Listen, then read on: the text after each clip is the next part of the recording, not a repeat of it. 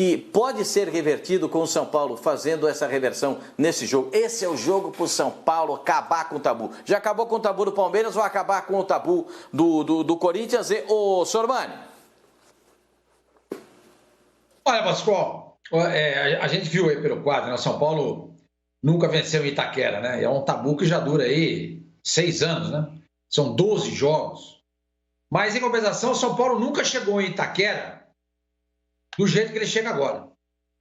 E nunca enfrentou um Corinthians em Itaquera do jeito que ele vai enfrentar. O time do São Paulo é muito melhor que o time do Corinthians. E o time do Corinthians hoje é muito fraco. Muito fraco. E o São Paulo hoje talvez jogue o melhor futebol do Brasil neste momento. Ele está invicto há 13 jogos. Venceu 11, empatou 2. Vem de 4 vitórias seguidas. Desses 13 jogos invictos, ele passou o cara em cima do Flamengo em 2 oportunidades. Além de ter jogado 3 vezes, vencido as 3. Fez 4-1 no Maracanã e um 3-0 no Morumbi. Até isso aí é muito significativo, né? São Paulo tem o segundo melhor ataque da competição, 42 gols, um a menos do que o Atlético, que tem 43. Tem a melhor defesa do campeonato. Enfim, como eu falei, o São Paulo nunca chegou em Itaquera do jeito que está chegando. Se não ganhar dessa vez, vai demorar para ganhar. Vai demorar para ganhar. Então, gente, vai ser uma frustração imensa para o torcedor de São Paulo se o São Paulo não vencer esse jogo. Porque o momento todo do São Paulo é outra coisa. O São Paulo precisa desses pontos para se manter à frente dos outros que o perseguem. Então, não é só quebrar um tabu e ganhar do Corinthians e Itaquera, coisa que nunca aconteceu. Ok, isso é importante, tem um peso muito grande.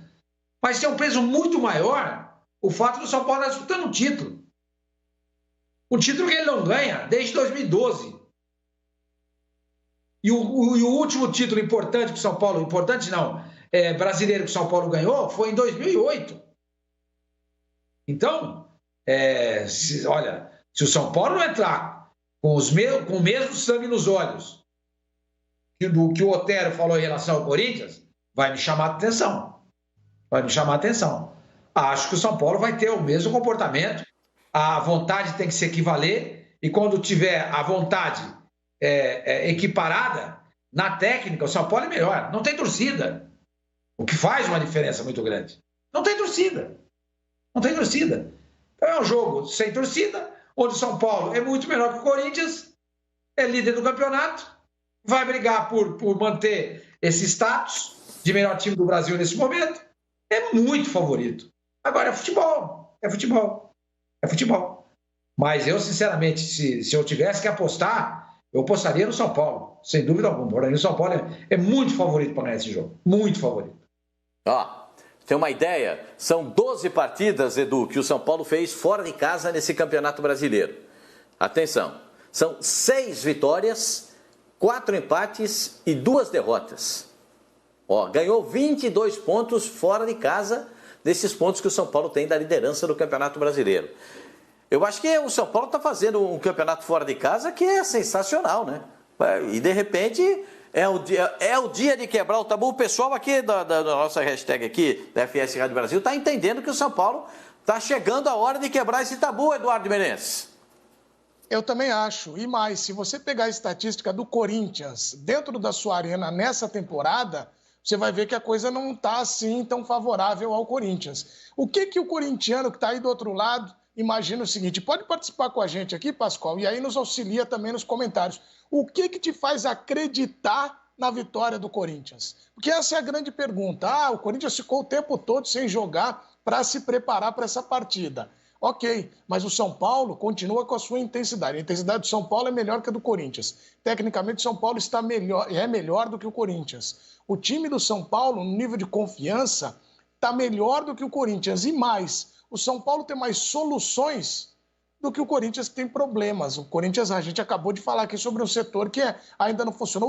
O último treinamento do Corinthians, o Wagner Mancini intensificou o trabalho do meio para o ataque. Ou seja, ele detecta ali que há uma né? Um time que não consegue criar. O Corinthians conseguiu ali ainda acertar um pouco mais a sua defesa, mas o Corinthians não cria. E isso passa também pelas fases ruins do Luan, do Jô. Agora, o que faz acreditar? Por isso que eu acho que a gente está falando muito do lado, mas eu não vejo motivos, se o corintiano tiver aí com a gente participando, para citar pelo menos 2 ou 3, que façam a torcida acreditar. Que você olha assim e fala, ó, o Corinthians tem aqui, aqui e aqui como possibilidade. Eu não vejo, por isso que eu acho que o São Paulo realmente é bem favorito para essa partida.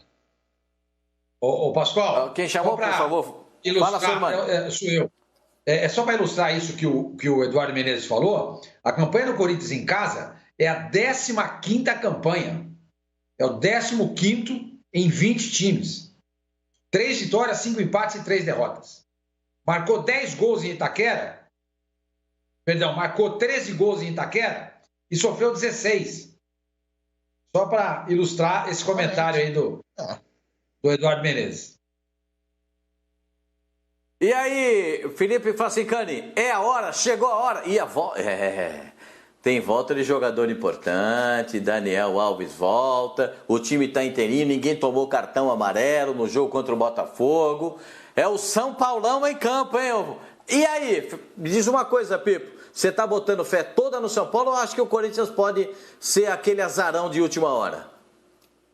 Não, claro que no futebol tudo pode acontecer, ainda mais de um Corinthians de novo em má fase ganhar de um São Paulo bem. Vimos isso, por exemplo, num claro exemplo em 2007. O Corinthians caiu em 2007, mas algumas rodadas antes da queda sacramentada em Porto Alegre, o Corinthians ganhou do então campeão brasileiro São Paulo, dentro do Morumbi, por 1-0 o gol do Betão. Então isso pode acontecer. O Corinthians, muitas vezes, quando está bem por baixo, ele acaba ressurgindo e conseguindo resultados improváveis.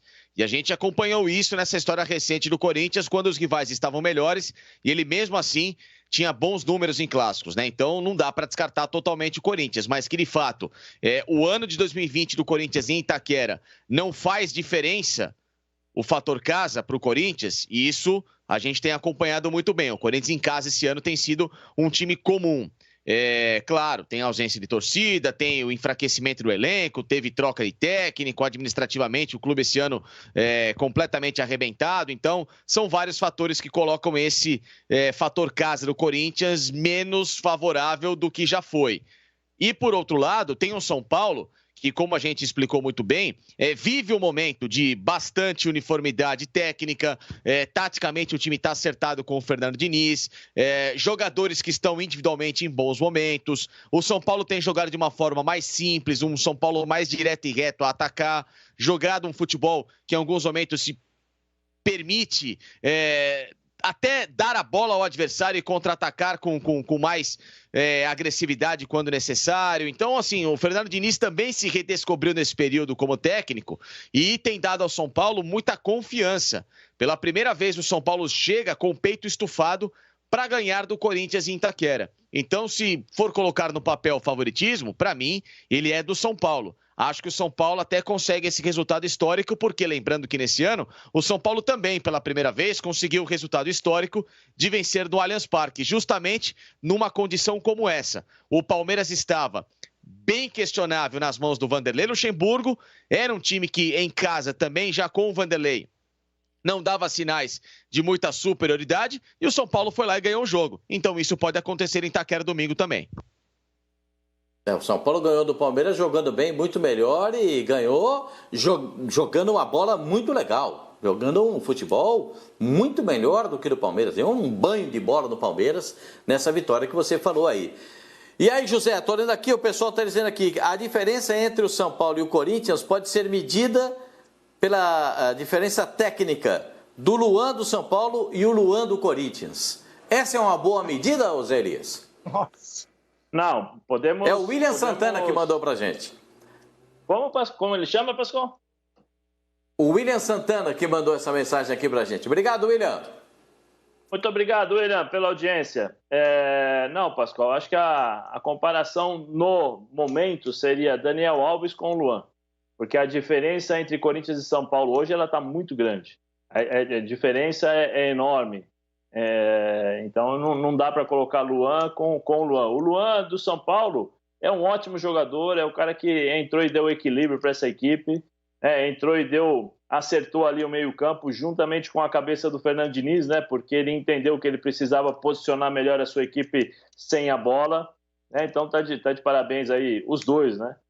Mas a diferença hoje eu acho que é Luan e Daniel Alves. A diferença é muito grande. O São Paulo hoje você consegue saber o que ele vai fazer dentro de campo, tem um comportamento com a bola, sem a bola, um momento de respirar, um momento de pressionar, um momento de acelerar. Você consegue ver tudo isso, né? E no Corinthians nós estamos falando até 5 minutos atrás sobre reconstrução, sobre possibilidades de entrada do Luan no meio, Luan como centroavante, como falso 9, Casares, quer dizer, está muito, muito atrás realmente. Acho que o Corinthians esse ano aqui vai ficar ali no meio de tabela e o São Paulo, para mim, hoje é o grande favorito ao título pela forma como vem jogando e principalmente pela confiança, né, que passa quando joga.